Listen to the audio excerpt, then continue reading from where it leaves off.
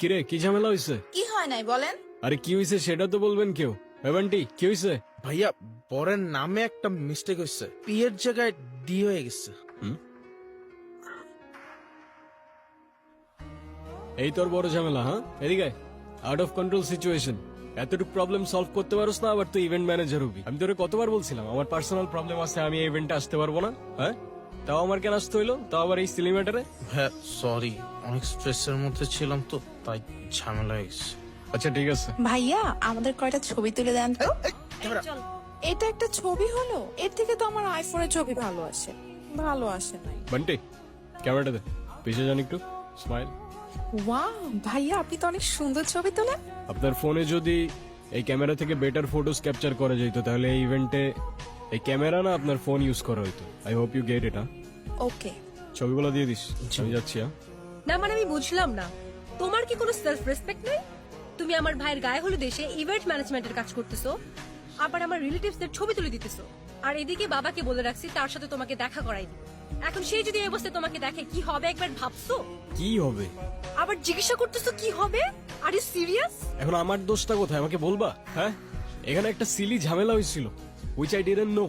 আমার কিছু করার ছিল না, বান্টি আমাকে বারবার কল দিয়ে জ্বালায় মারতেছিল। ইভেন আমি ওকে বলেও রাখছিলাম যেন আমাকে কল না করে, আমার যেন এখানে আসতে না হয়। বাট টিমটা তো আমার, কোনো প্রবলেম হইলে আমাকেই তো দেখতে হবে, রাইট? রায়ন অনেক হয়েছে তুমি আর তোমার এই ফালতু টিম। মানুষের বয়ফ্রেন্ড ডাক্তার হয়, ইঞ্জিনিয়ার হয়, আর তুমি হইছো একটা ইভেন্ট ম্যানেজার। আজ যাইরা বাবা যদি জানতে পারে তুমি একটা ইভেন্ট ম্যানেজমেন্টে কাজ করো, কোনোদিন তোমার সাথে আমাকে বিয়ে দিবে না। এখন আমি তো এইটাই করি, it is what it is. কি করবো আমি এটার ব্যাপারে? তোমার কিচ্ছু করা লাগবে না, তুমি তাকিয়ে তাকিয়ে দেখো আর অন্য আরেকজন এসে আমাকে বিয়ে করে নিয়ে যা, তখন এসে ছবি তুলবে। এই তোমার কি আমার এক্সপেরিয়েন্স সম্পর্কে কোনো ধারণা নেই? এই কাজ করে তুমি আমাকে হ্যাপি রাখতে পারবা? এখন তোমার এই কথাগুলোর কি উত্তর দিব আমি তো জানি না। আমি যতদূর জানি ভালো থাকতে খুব বেশি কিছু তো লাগে না। পকেটে 2 বেলার খাবার, বাসা ভাড়ার খরচটা, আর পাশে ভালোবাসার মানুষটা থাকলেই তো এনাফ হবার কথা না? এই তোমার এসব ইনস্টাগ্রামের রিলসের ডায়লগ আমাকে শোনায় না। গত 2 বছর একই কথা বলে আসতেছে। বাবা অলরেডি আমার জন্য একটা ছেলে ঠিক করে রাখছে, আর তার বাবা অনেক rich. As soon as possible তুমি যদি ভালো একটা জব আর বিজনেস না করতে পারো, আমার কোনো কিছু করা থাকবে না। বাবার পছন্দ করা ছেলেকে আমি বিয়ে করে ফেলবো। আরে আমাকে একটু টাইম তো দাও না, মাত্রই তো বিজনেসটা স্টার্ট করলাম, একটু ওয়েট করো। এরপর যদি ভালো কোনো রেজাল্ট না আসে, দরকার হয় আমি প্রফেশন সুইচ করে ফেলবো, আই প্রমিস। বিজনেস? এটা কোনো বিজনেস হইলো? কয় টাকা আসে এটা থেকে বলবা? এই তুই এখানে কি করছিস? কত কাজ পড়ে আছে ওখানে।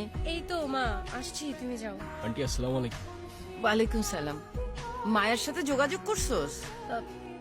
না। কাউকে পাঠিয়ে মায়াকে একটু আনার ব্যবস্থা কর না মা, প্লিজ। ওকে দেখতেছি আমি কি করা যায়। আচ্ছা আচ্ছা শুনো, তোমাকে না বলছিলাম এর আগের বার আমার একটা বোন আছে? হ্যাঁ ওই তোমাদের ফ্যামিলি থেকে আলাদা থাকে যে। হ্যাঁ, ওকে কালকে হোস্টেল থেকে নিয়ে এখানে নিয়ে আসবে। এমনিতেও বাসার কেউ ওকে পছন্দ করে না, আমিও করি না, কিন্তু মায়ের ফেভারিট চাইল্ড তো, তাই ওকে বিয়েতে আনতেই হবে। কালকে তো আমার কিছু কাজ ছিল, আর তাছাড়াও তোমার ফ্যামিলির কেউই তো তোমার বোনকে নিয়ে আসলে ভালো হইতো, রাইট? ফ্যামিলির কেউ যাবে না তো? ফ্যামিলির কেউই ওরা দেখতে পারে না। দেখতে পারে না মানে? ঠিক বুঝতে পারলে না তো? ওর ব্যাপারে যত কম বুঝবা ততই তোমার জন্য ভালো। এমনিতেও ও আমাদের ফ্যামিলির জন্য না থাকার মতোই। ছোটবেলায় বাবা ওকে বাসা থেকে বের করে দিছে, তারপর থেকে বড় কোনো অকেশন ছাড়া ওর সাথে দেখা হয় না। আমি মায়ের হোস্টেলের অ্যাড্রেস তোমাকে হোয়াটসঅ্যাপ করতেছি। আর শুনো, ওরে কি দিয়ে আনতে যাবা? কেন? বাইক? খবরদার এই বাইক নিয়ে যদি আনতে গেছো, ফার্স্ট ইমপ্রেশন বলো একটা কথা আছে। কতবার বলছি একটা গাড়ি কিনো, একটা গাড়ি কিনো। এখন আমি গাড়ি কেনার জন্য এত টাকা কোথায় পাবো? বাইকটাই তো বন্ধুর থেকে ধার নিয়ে চলতেছি। এত কিচ্ছু আমি জানি না, তুমি ওকে গাড়ি দিয়ে আনতে যাবা ব্যাস। আচ্ছা ঠিক আছে, আমি একটা উবার নিয়ে চলে যাব। উবার? তুমি নিজে ড্রাইভ করে যাবা? ও যদি জানতে পারে তুমি উবার নিয়ে গেছো, আমার মান সম্মান থাকবে? এখন উবার ছাড়া আমি গাড়ি কোথায় পাবো? কোথায় বাবা মানে? ম্যানেজ করো। উফ, কেন যে আমি তোমার ভালোবাসতে গেছিলাম? বাবার পছন্দ করা ছেলের বিয়ে করলেই ভালো হইতো। বাবা হ্যাঁ দোষ, হ্যাঁ কিরে, কি অবস্থা তোর এখন? ওই যে দেখে গেছিলি তেমনই আছি রে ভাই। তুই আমার পুত্র বন্ধু, সে কল দিয়ে খোঁজ নিবি। বাকিরা শুধু দরকার হইলে শুভকে ফোন দেয়। দুনিয়াটাই এমন দোস্ত, সবাই স্বার্থপর। আচ্ছা বাই দ্য ওয়ে, তোর বাইকটা নাকি সেল করে দিছস? হ্যাঁ, বাবাই জোর করে সেল করে দিছে। বাবা বলেছে এখন থেকে তার গাড়ি ইউজ করি।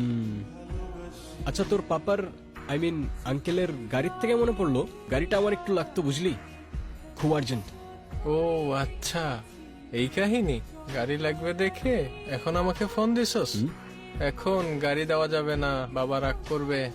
ও আচ্ছা, আমি স্বার্থপরের মতো কাজ করছি না?